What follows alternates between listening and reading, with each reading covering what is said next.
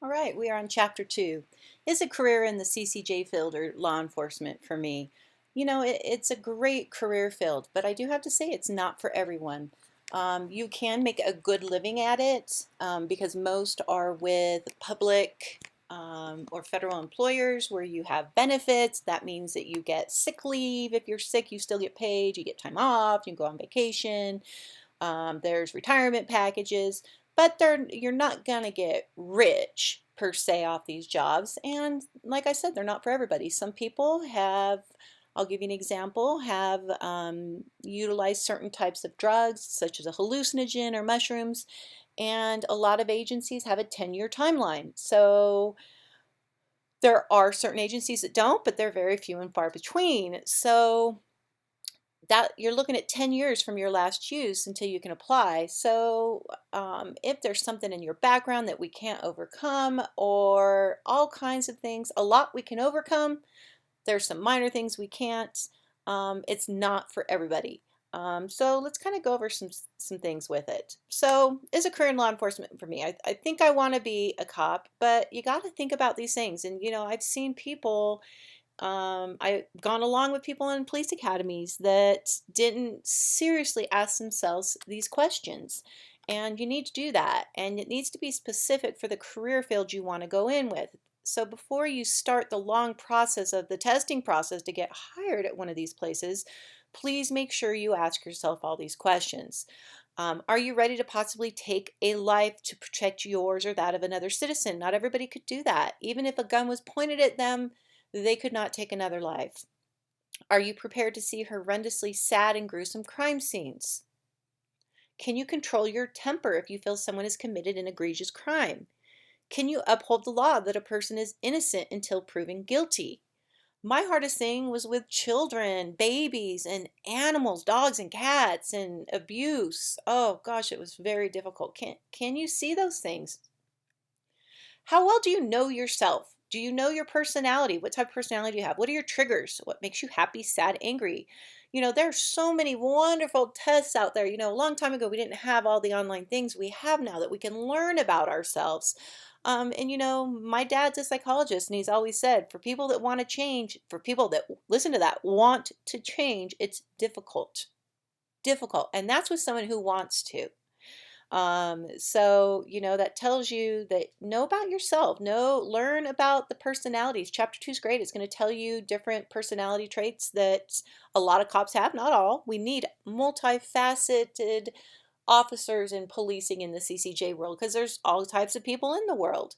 But there are certain things that would not do good. If you have a really if you get angry, your triggers are really light where you get so mad and you just can't settle yourself down. And I've known people like that.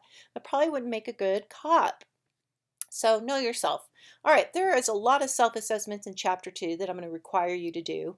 And one of them is to know your greatest strengths and weaknesses. And you need to do these because number one, it's going to help you outline them for when we move on to chapter 5 to your oral board questions. Because one oral board question that I see the most, other than tell us about yourself or why you want this job, is what are your greatest strengths and weaknesses? Okay. And you need to understand what the common strengths and weaknesses of police officers or other careers in the CCJ field are. There is a 16 personality factor questionnaire that predicts future behavior of candidates interested in becoming police officers, and there's a test in Chapter 2 that I want you to do. There's also a self-assessment 2.3 that talks about personality traits that have identified to cause police officers with issues on the job. So if you have undue suspiciousness, anxiety, sexual concerns, depression, phobic personality, drugs or alcohol problem, now a lot of us, you're going to go, wait, I have family conflicts. What they're saying is it can cause problems for police officers. So just make sure you understand what these problems are, that you're doing what you need to do to communicate with them and deal with them and properly handle them. Okay, so what type of careers are available in the policing field? Well, we have commissioned and sworn employees. That's a term that says that person is a police officer, they've gone through an academy, they've been certified or sworn as a police officer with powers of arrest, and they carry firearm. All right, so we have different names for those. You hear police officer, deputy, trooper, agent. Well, there's most of the time, not always, a rhyme or reason. So, a police officer is someone that's a commissioned or sworn employee of a city or municipality. So, for example, Ashland Police Department, they are police officers. You refer to them Officer Smith, Officer Doe. Then you have deputies. Those are commissioned or sworn employees of a county. So Jackson County Sheriff's officers, they're deputies. So you call them Deputy Smith or Deputy Doe, not Police Officer Smith. They're deputies. Then you have troopers. That's a commissioned or sworn employee of the state. So Oregon State Police, Nevada Highway Patrol, those are troopers. And then we have agents, and that's a commissioned or sworn employee of the federal government. So I'm an agent with the FBI or ATF or CIA. All right, federal law enforcement.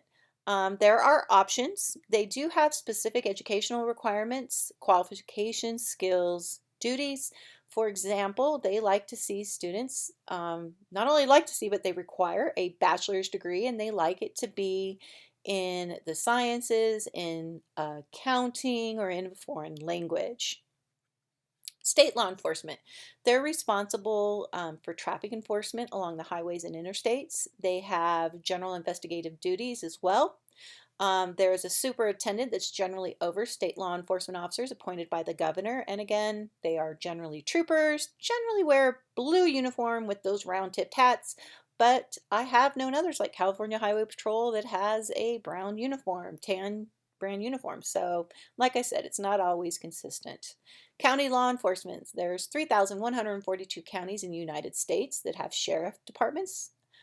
They're elected sheriffs, and the deputies that work for the sheriff generally wear tan, brown, or possibly dark forest green uniforms. Municipal city police officers work for a local municipal city. They have a chief of police that is hired by the city manager or mayor with input from the city council. Police officers work for the chief, and it's generally navy blue uniforms. Now, let me give you an example. With my department, those that worked on the strip had yellow shirts, and then we had a problem-solving unit that had gray shirts. So you'll always have different units that will have different uniforms, but we're talking about the main patrol officer uniform.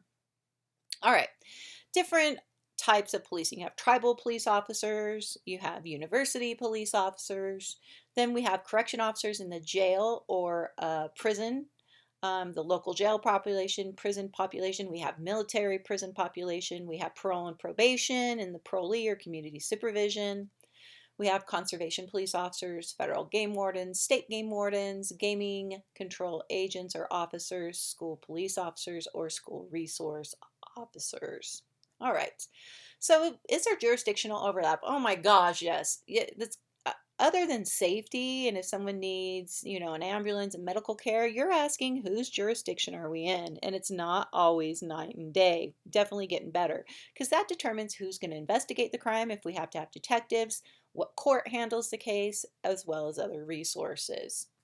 All right, now that we've already gone over commission, now we're going to talk about civilian positions. Those are what we call non-commissioned or non-sworn positions. So, civilian positions, park police officer, not always. You have national parks or game wardens are going to be commissioned, but for example, in Ashland Police Department, we have park police officers that are not commissioned. They're civilians, which means they didn't go through a police academy. We have community service officers. Those are the officers that do things that don't require an officer, such as traffic control, responding to certain parking or code enforcement violations. There's reserve or auxiliary officers, cadets or explorers, volunteers. All right, we also have social services. After the new millennia, we had a lot of social services out there for subsidies in healthcare, police, fire services, job training. The Victims of Crime Act, VOCA, brought a bunch of nonprofit world to rehabilitation. So there's a lot of jobs in social services. Or other civilians or crime analysis. That's where you are looking at the data, the stats on all the crime reports. Your records or property clerk, the person who oversees all the records. If somebody needs a copy of a report, they're overseeing that. They're overseeing all the report management. Or you have property or evidence clerk that oversee all the evidence that the officers or detectives bring in. Your 911 dispatcher communications. And then we used to have call takers too that were kind of like, it was like call taker was the first step, and then as you got better, you could apply to be a dispatcher. All right, so what is the difference between a civilian CSI and a commissioned or sworn CSI? Well, it used to be that most of your crime scene investigators were commissioned, which means they had to be officers first, depending on the department, 3 to 5 years on patrol. Then they could apply, take a test, or go through an oral board interview. And if they were chosen, then they would go through another CSI Academy and learn how to be a crime scene investigator. Well, after the financial crisis of 2007, 2008, most departments weren't hiring officers. In fact, a lot were laying off officers due to the financial crisis. So, in order to save money, they said, we can't take officers from the street where we need them and take them over to CSI. So they said, let's start hiring civilians that have the proper college degrees for the position. Now it's all different. I've seen some departments that hire civilians, some that hire only commission, that you have to be a police officer first. Some require 2 degrees, some require 4 degrees. They're all different. So what I tell those people interested in the CSI world is their best option and opportunity is going to be to become a commissioned officer, or be willing to travel and get a degree, and do a lot of research for the areas you want to work and what type of degree they require. CSI and forensics, what's the difference? Well, generally, it can be just semantics, but generally your crime scene investigators are your commissioned officers or civilians that have a college degree that are trained to go out to the scene and process fingerprints, collect blood. They're going to a crime scene, they're working with the detectives, collecting evidence, doing diagrams of the scene, testifying in court. Your forensic technician, they're working in a lab. They're wearing a lab coat. They're taking that blood that was found at the crime scene by the CSI technician, and they are processing it. All right, so how do I identify open positions? Well, the CCJ world is one where it's kind of like a tree that needs roots. You can't grow a tree without the roots.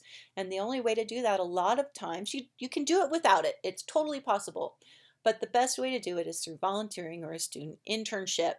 And that's because what you're doing is you're letting that agency, that CCJ, that different department, civilian or commission, know what type of worker you are, know you, understand you, recognize your face, know what type of work ethic you have. And when positions come open, you are going to be more apt to get it than somebody right off the street. So how do you prepare for that? You prepare by doing a portfolio, doing a resume, training, certificates.